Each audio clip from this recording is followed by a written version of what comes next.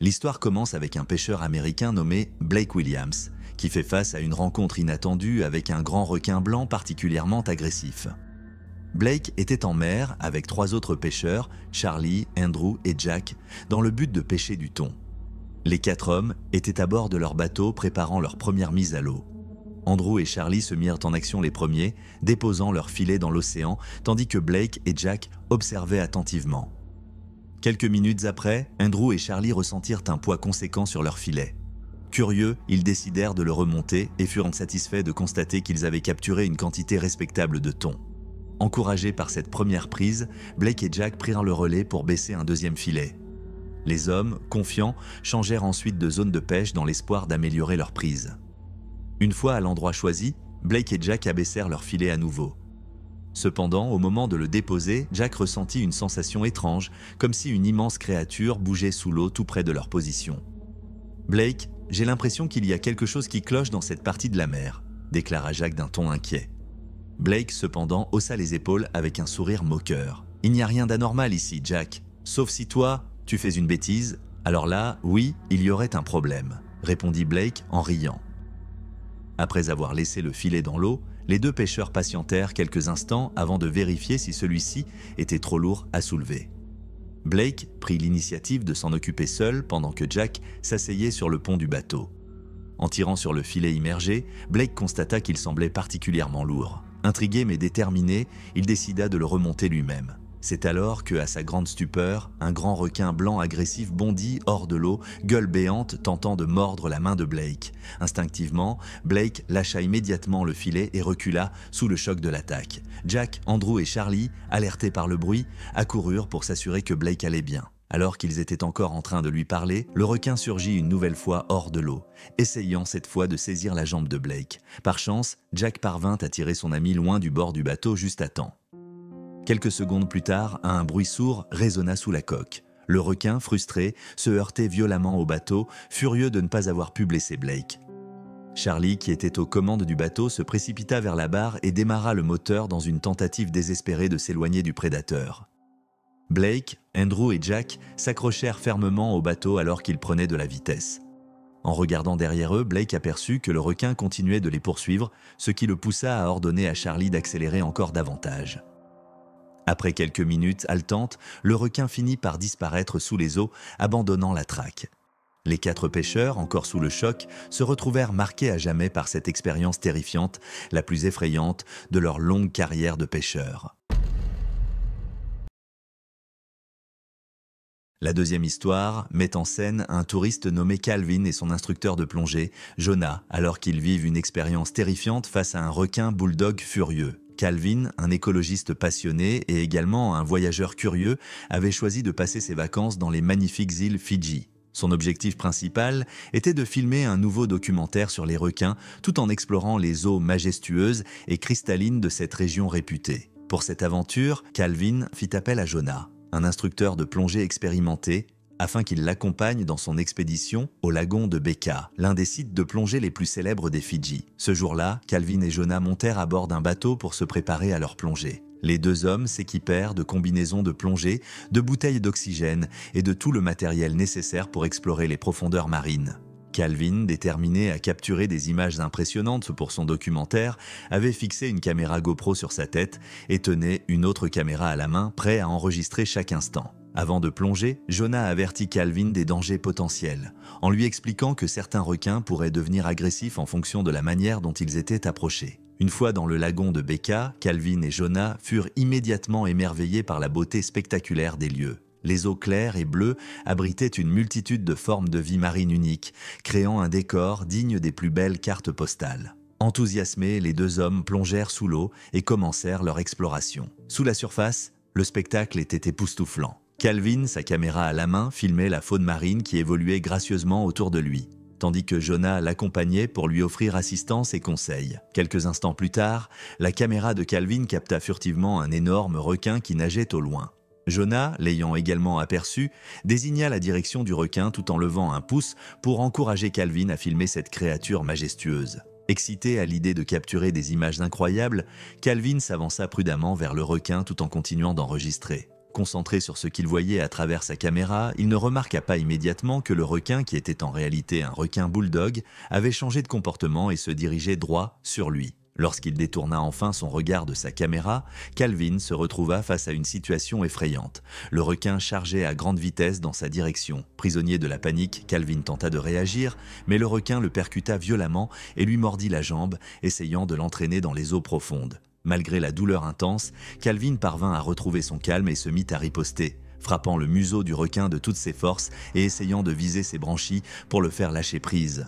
Jonah, voyant son ami en danger, intervint immédiatement et se jeta dans la bataille. Ensemble, ils luttèrent courageusement contre le prédateur. Après de longues secondes de combat acharné, le requin finit par relâcher la jambe de Calvin, mais non sans laisser une plaie profonde et sérieuse.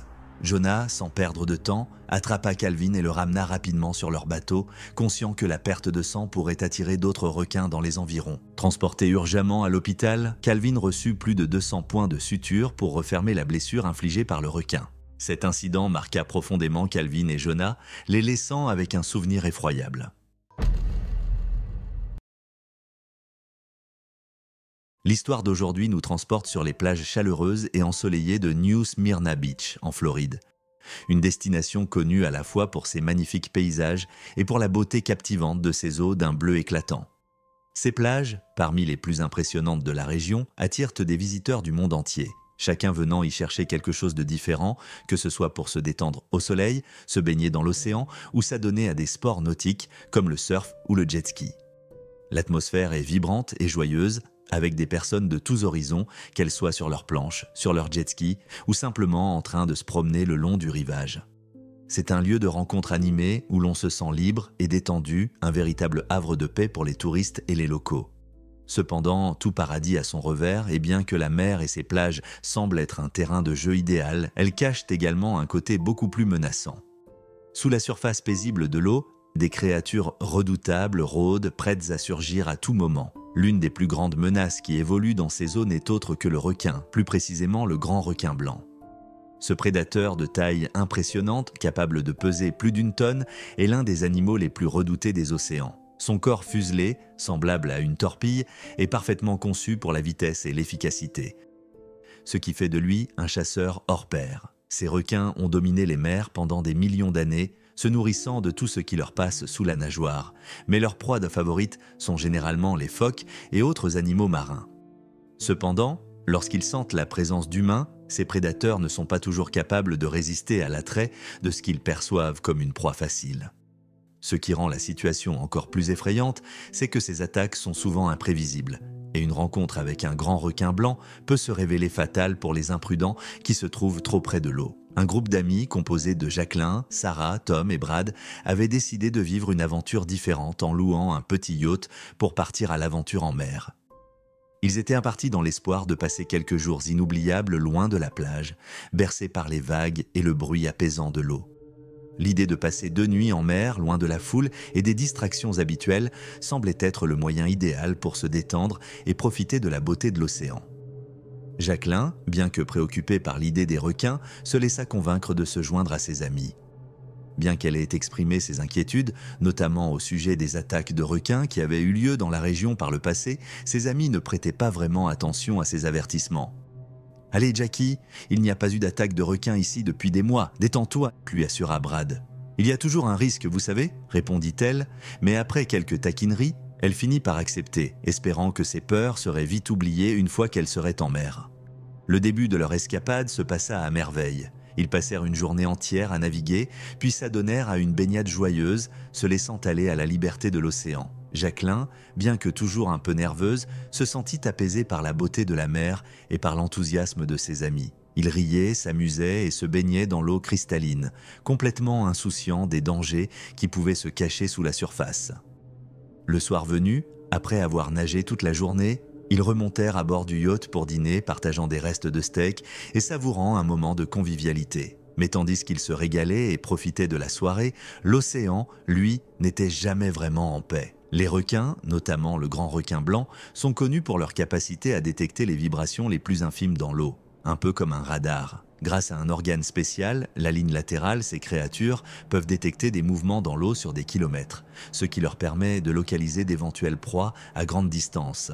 Un requin femelle, qui chassait des poissons à proximité, détecta les vibrations créées par les éclats de rire et les plongeons de Jacqueline et ses amis. Attirée par ces bruits, elle se dirigea lentement vers eux, prête à enquêter sur l'origine de ces mouvements. En effet, le requin pensait peut-être qu'il s'agissait d'un phoque blessé, ce qui représente un festin idéal pour un prédateur comme lui. Ce dernier se mit alors à nager à une vitesse impressionnante, se dirigeant droit vers le bateau du groupe. La créature se rapprochait sans que personne ne la remarque, se faufilant silencieusement sous l'eau, invisible aux yeux des imprudents qui s'amusaient à bord. Leur inconscience allait leur coûter cher. La mer, comme toujours, garde ses mystères et ses dangers bien enfouis. Le lendemain matin, le groupe se réveilla lentement, profitant de la tranquillité du matin et du cadre idyllique. Ils prenaient leur temps, se détendant dans les petites chambres du yacht. Ce n'étaient pas vraiment des chambres, juste 2 matelas posés sur le sol, séparés par l'espace étroit du bateau, mais cela suffisait pour une nuit à la belle étoile. Après un peu de repos, ils décidèrent de sortir sur le pont pour boire un verre de vin et danser sous le soleil. Jacqueline, bien qu'ayant bu un peu moins que les autres, s'amusait énormément, oubliant pour un temps les dangers qui rôdaient sous la surface. Brad, quant à lui, manœuvrait le bateau, pensant qu'il était temps de rentrer vers la plage après une journée bien remplie. « Eh mec, il reste encore du steak ?» demanda Brad en ajustant la direction du yacht. « Oui, il en reste encore pas mal », répondit Tom en rigolant. Brad, joueur, lança un morceau de viande dans l'eau et, tout excité, se précipita pour sauter dans l'eau afin de le récupérer. Il le rata de peu, tombant dans l'eau avec un grand éclat. « Zut, j'ai presque eu ça !» s'exclama-t-il, déçu mais amusé. Tom, toujours joueur, lança alors un défi. Qui attrape un morceau de steak dans sa bouche gagne 500 $. La compétition commença et Tom se mit à lancer les morceaux de viande un à un dans l'eau. Les autres se précipitèrent pour tenter de les attraper, mais aucun d'eux n'y parvint. Pendant ce temps, le requin, attiré par l'agitation dans l'eau, s'approchait toujours davantage. Un morceau de steak tomba près de lui et, guidé par son odorat surdéveloppé, il n'hésita pas une seconde. Il s'élança sur le morceau de viande et, avec une rapidité fulgurante, l'engloutit.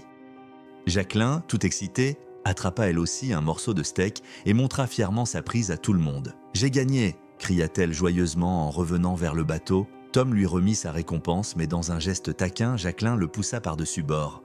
« Le jeu continue !» lança-t-elle en riant. Mais alors qu'ils cherchaient à reprendre leur jeu, ils remarquèrent soudain que Sarah, qui était juste derrière eux quelques instants auparavant, avait disparu. Brad, un peu gêné, se mit à la chercher, pensant qu'elle jouait une farce, mais lorsqu'il plongea la tête sous l'eau, il aperçut quelque chose de beaucoup plus menaçant. Un requin s'était approché silencieusement et était désormais face à lui. En une fraction de seconde, le prédateur ouvrit sa gueule massive et se jeta sur Brad. Le cri de ce dernier se perdit dans l'eau, noyé par le bruit sourd de la morsure. Le requin engloutit sa tête et, dans un mouvement rapide, catapulta le reste de son corps hors de l'eau avec une force brutale. Tom et Jacqueline, horrifiés, regardèrent la scène, incapables de réagir immédiatement. Tom, pris de panique, se mit à nager frénétiquement vers le bateau, tandis que Jacqueline hurlait de terreur. Lorsqu'il atteignit enfin le bord du bateau, la nageoire du requin émergea de l'eau, se dirigeant droit vers eux. Avant que Tom puisse se hisser à bord, le requin, avec une précision mortelle, planta ses crocs dans sa cuisse et l'entraîna sous l'eau. Tom hurla de douleur alors qu'il s'agrippait désespérément au bateau. Jacqueline, pétrifiée, tendit la main, mais ce qu'elle vit dans les yeux de Tom la glacera à jamais. Il était paralysé de peur et l'emprise du requin ne lâchait pas. Alors que la créature continuait son attaque, Tom tenta un dernier geste, se propulsant violemment pour se libérer de l'emprise du requin, mais il n'y parvint pas. Le requin l'emporta avec lui dans les profondeurs et la mer se calma à nouveau. Jacqueline, paniquée, nagea en direction de la plage aussi vite qu'elle le put. Lorsqu'elle arriva enfin sur le sable, haletante et épuisée, elle attira l'attention des habitants locaux qui accoururent pour l'aider. Elle avait survécu, mais les autres étaient perdus. La leçon de cette histoire est que, même dans des eaux apparemment calmes, la mer peut cacher des dangers mortels. Face à un prédateur aussi redoutable qu'un grand requin blanc, l'homme ne fait pas le poids. Et comme le prouve cette tragédie, il vaut mieux toujours rester vigilant et respectueux des forces invisibles de la nature. L'histoire de la vidéo d'aujourd'hui raconte l'aventure de 3 jeunes adultes nommés Noah, Abby et Lily. Ils ont décidé de faire une plongée en cage et ont croisé la route d'un requin-taureau furieux. Noah, Abby et Lily étaient 3 amis qui profitaient de leurs vacances d'été sur une île. C'était leur 4e jour et tous voulaient vivre des expériences palpitantes ensemble pour profiter pleinement de leur voyage. C'est alors que Noah suggéra qu'ils essaient la plongée en cage avec des requins, une idée à laquelle ses 2 meilleurs amis acquiescèrent immédiatement. Le lendemain, ils se renseignèrent auprès du complexe hôtelier où ils séjournaient pour organiser une plongée en cage. Le personnel de l'hôtel les guida et les accompagna à bord d'un bateau où un expert en plongée sous-marine nommé Danny, ainsi qu'un autre membre de l'équipe, Troy, les attendait pour les aider. Tous montèrent à bord et prirent la direction d'une zone désignée de l'océan où ils allaient nager aux côtés des requins. Troy leur fournit des réservoirs d'oxygène et les aida à se préparer pour la plongée en cage. Ils enfilèrent tout leur matériel de plongée et écoutèrent les instructions avec attention. Noah était ravi à l'idée de participer à cette activité, tandis qu'Abby et Lily étaient un peu nerveuses. Danny leur expliqua que la cage était suffisamment solide pour qu'un requin ne puisse pas l'ouvrir, ce qui réussit à calmer immédiatement leurs inquiétudes. Lorsque tout le monde fut prêt, les 3 jeunes adultes pénétrèrent dans la cage et furent progressivement descendus dans l'eau. Une fois dans l'eau, ils furent tous émerveillés par la beauté des poissons, des récifs coralliens et la profondeur de l'océan. Dès qu'ils furent immergés, Noah sortit sa caméra GoPro pour filmer leur plongée en cage. Tout se passait à merveille, mais après un moment, ils commencèrent à s'ennuyer car les requins n'étaient toujours pas apparus. Ce qui arriva ensuite, après quelques minutes, allait terrifier à jamais les 3 amis.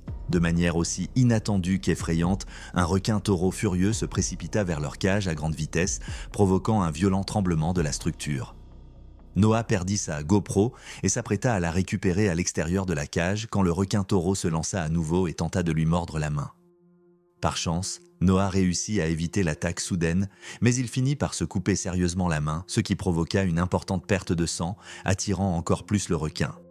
Abby et Lily étaient désormais paniqués, tandis que le requin, toujours aussi enragé, continuait de se jeter contre la cage dans une tentative désespérée de la briser. Lorsque Danny et Troy réalisèrent que les 3 jeunes étaient en danger, ils actionnèrent immédiatement le bateau pour les sauver.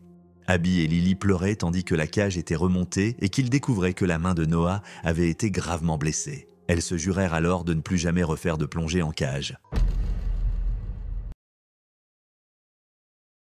L'histoire raconte celle d'un jeune surfeur australien nommé Leo Taylor, qui a miraculeusement survécu à une attaque de requin-tigre pendant qu'il surfait. Leo est un surfeur de 19 ans qui se trouvait sur la plage de Gold Coast, en Australie, pour pratiquer son activité préférée, le surf.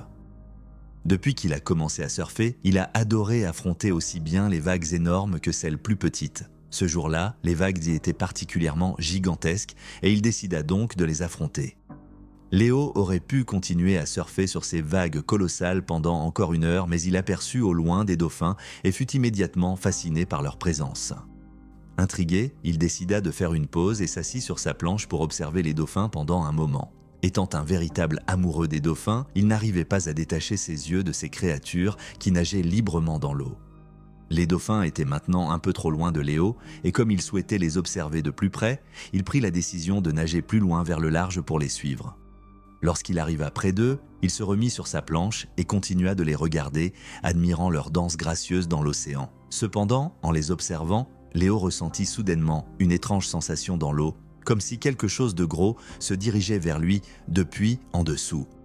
Un frisson de terreur le saisit alors qu'il imaginait qu'un requin rôdait tout près. Pris de panique, il décida immédiatement de ramer en direction du rivage, bien que celui-ci fût encore loin de l'endroit où il se trouvait.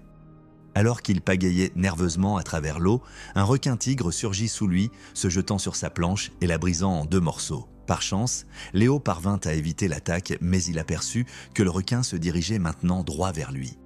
Il se précipita pour nager vers la plage, mais le requin réussit à le rattraper et mordit violemment son bras gauche. Léo hurla de douleur alors que le requin tentait de lui arracher le bras. Déterminé à s'échapper, Léo donna des coups répétés sur le nez du requin avec toute la force de son bras droit. Il frappa également le requin dans l'œil, malgré la douleur causée par les dents du requin qui s'enfonçaient profondément dans sa peau.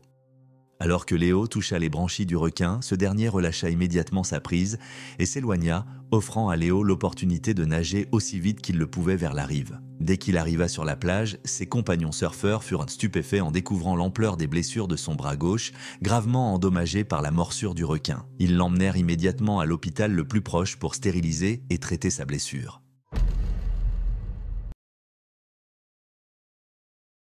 La survivante d'une attaque de requin est Malia, une surfeuse de 16 ans originaire d'Oahu, à Hawaï. Malia est une prodige du surf à Oahu, Hawaï, et elle est bien connue parmi les surfeurs pour ses compétences exceptionnelles qu'elle a démontrées dès son plus jeune âge. Depuis qu'elle a commencé à surfer, elle a gagné une solide réputation dans la communauté du surf, notamment en participant à des compétitions locales où elle se distingue par sa capacité à maîtriser aussi bien les vagues gigantesques que celles plus petites. Elle fréquente souvent un spot de surf réputé à Oahu où elle passe de longues heures à s'entraîner chaque jour. Un jour, Malia se rendit à son endroit préféré à Oahu pour s'entraîner en vue d'une compétition locale de surf. Les vagues dans cet endroit sont incroyablement grandes et c'est justement ce qu'elle apprécie dans le surf ici. Ce fut un après-midi chaud et Malia surfait dans l'eau avec son entraîneur, son père, Makoa, qui était également maître nageur et assurait la sécurité de sa fille pendant qu'elle surfait. Après avoir chevauché quelques vagues impressionnantes, Malia nagea vers le rivage pour prendre un peu de repos. Son père, Makoa, porta sa gigantesque planche de surf pendant qu'elle se changeait pour enfiler une autre combinaison de plongée.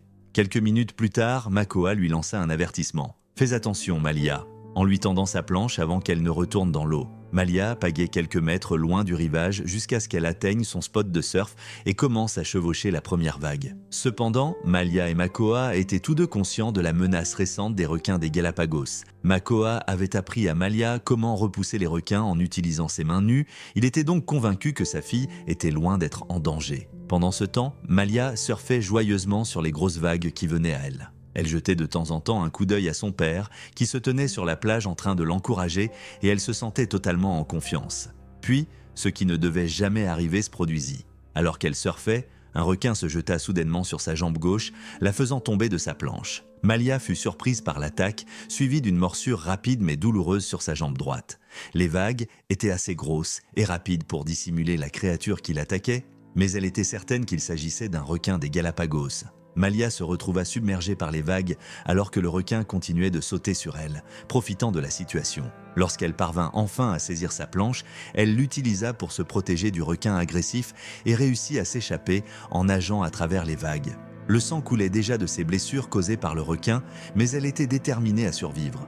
Le plan de Malia fonctionna et le requin continua d'attaquer la planche pendant qu'elle nageait discrètement loin de lui, appelant son père à l'aide. Makoa, qui avait vu ce qui s'était passé et réalisé que sa fille était toujours en vie, se précipita dans l'eau pour la secourir. Dès qu'ils arrivèrent sur la plage, Malia était couverte de coupures et de blessures graves causées par l'attaque du requin. Elle fut ensuite emmenée d'urgence dans une clinique proche où elle reçut des soins intensifs et fut prise en charge pour se remettre de cette attaque mortelle, toujours secouée mais en vie. La dernière histoire raconte une attaque de requin inattendue sur deux frères adolescents, Marcus et Travis, alors qu'ils effectuaient des exercices de survie sur une plage. Marcus, âgé de 18 ans, et Travis, 15 ans, se trouvaient sur une plage où ils assistaient les maîtres nageurs. Ce jour-là, ils allaient participer à plusieurs exercices de survie dans le cadre d'une activité destinée à leur apprendre les différentes mesures que les maîtres nageurs doivent prendre chaque jour pour assurer la sécurité des baigneurs. Leur premier exercice de survie consistait à sauver une personne qui se noie. Travis se porta volontaire pour jouer le rôle de la victime, tandis que Marcus endossait le rôle du sauveteur. Travis s'allongea dans les eaux peu profondes pour simuler une noyade et dès que les maîtres nageurs donneraient le signal, Marcus serait chargé de procéder à un sauvetage. Alors que Travis restait allongé dans l'eau, les maîtres nageurs informèrent rapidement Marcus des actions qu'il devait entreprendre pour secourir la victime simulée. Mais aucun d'eux ne savait qu'un grand requin blanc se dirigeait maintenant vers le jeune Travis qui, sans le savoir, se trouvait allongé dans l'eau. Un spectateur sur la plage aperçut le requin blanc et s'écria « Un requin arrive vers le garçon !» Ce cri alarma Marcus et les autres maîtres nageurs. Travis, qui n'entendait pas le cri puisqu'il était trop loin du rivage, continua de rester allongé dans l'eau tandis que le requin se rapprochait de lui. Marcus n'eut pas de temps à perdre et se précipita immédiatement vers Travis pour tenter d'effrayer le requin en faisant des éclaboussures, sachant que les requins étaient rapidement attirés par le bruit. « Travis, lève-toi et viens sur le rivage maintenant !» ordonna Marcus, Voyant que Travis ne comprenait pas la gravité de la situation, Travis, choqué de découvrir qu'un requin était si proche de lui, se précipita vers le rivage tandis que Marcus continuait à éclabousser l'eau dans l'espoir de faire fuir le requin. Mais malheureusement, le requin chargea directement vers Marcus et lui mordit la jambe droite, le tirant sous l'eau. Marcus donna plusieurs coups de pied au requin avec son autre jambe pour essayer de s'en échapper. Cela fonctionna, mais le requin réussit rapidement à le mordre à nouveau, cette fois sur l'autre jambe. Marcus hurla de douleur, sachant qu'il n'avait plus de force dans sa jambe droite mordue. Pourtant, il tenta de frapper le requin à la tête avec sa jambe blessée pour s'en échapper. Heureusement, dès qu'il entra dans des eaux peu profondes, il courut vers le rivage et s'effondra totalement inconscient. Lorsqu'il se réveilla, il se retrouva avec plus d'100 de points de suture sur chacune de ses jambes en raison de l'attaque inattendue du requin.